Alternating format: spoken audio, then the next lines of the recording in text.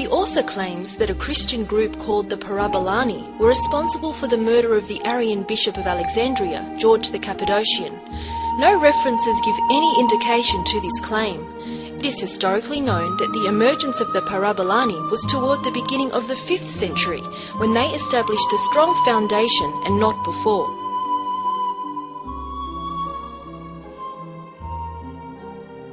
As a result of comprehensive research on the work of early historians contemporary to these events, and according to internationally recognised manuscripts to find the truth, the following was discovered.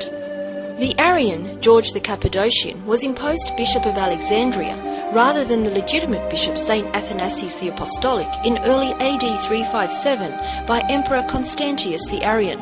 Immediately after becoming Bishop of Alexandria, George began a series of violent terrorist acts against both pagans and also the followers of St. Athanasius of the Orthodox faith. Therefore, they all revolted against him in late AD 358 and forced him to leave Alexandria.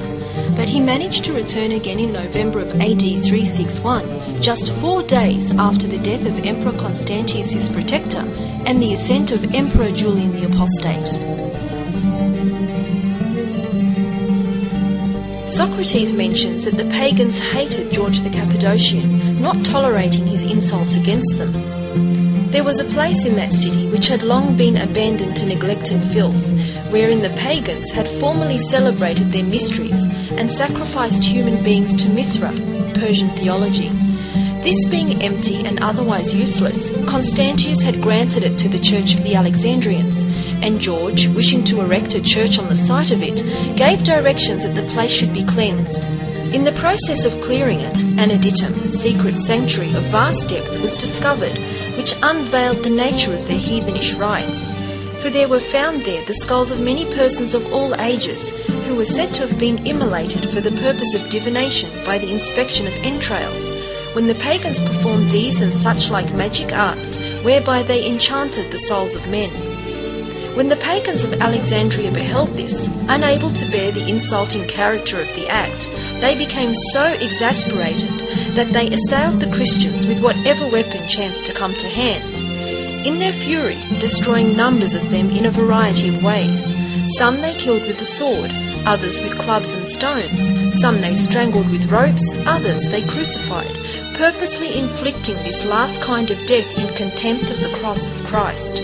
Most of them they wounded, and as it generally happens in such a case, neither friends, brothers, parents and children imbrued their hands in each other's blood. Wherefore the Christians ceased from cleansing the Mithraeum. The pagans, meanwhile, having dragged George out of the church, fastened him to a camel, and when they had torn him to pieces, they burnt him together with the camel. A report was circulated that those who detested him because of Athanasius perpetrated this outrage upon George. But as for me, I think it is undoubtedly true that such as cherish hostile feelings against particular individuals are often found identified with popular commotions. Yet the emperor's letter evidently attaches the blame to the populace rather than to any among the Christians. Excerpts from a letter by the emperor. Being on all these accounts enraged against George as the adversary of the gods, you have again polluted your sacred city, whereas you ought to have impeached him before the judges. For had you thus acted, neither murder nor any other unlawful deed would have been committed, but justice, being equitably dispensed, would have preserved you innocent of these disgraceful excesses, while it brought on him the punishment due to his impious crimes.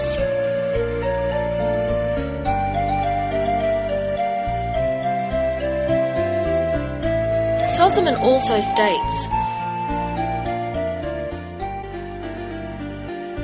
when the magistrates had announced to the public the decease of Constantius, and that Julian was sole ruler, the pagans of Alexandria rose up in sedition. They attacked George with shouts and reproaches as if they would kill him at once. The repellents of this precipitate attack then put him in a prison, A little while after, they rushed early in the morning to the prison, killed him, flung the corpse upon a camel, and after exposing it to every insult during the day, burnt it at nightfall. I am not ignorant that the Arian heretics assert that George received this cruel treatment from the followers of Athanasius, but it seems to me more probable that the perpetrators of these deeds were the pagans, for they had more cause than any other body of men to hate him. Sozomen mentions as Socrates regarding Mithra and the killing of the Christians by the pagans. The pagans murdered George as soon as they had heard of the accession of Julian to the empire. This fact is admitted by the emperor himself, which he would not have confessed unless he had been forced by the truth, for he would rather, I think, have had the Christians, whoever they were, than the pagans to be the murderers of George, but it could not be concealed.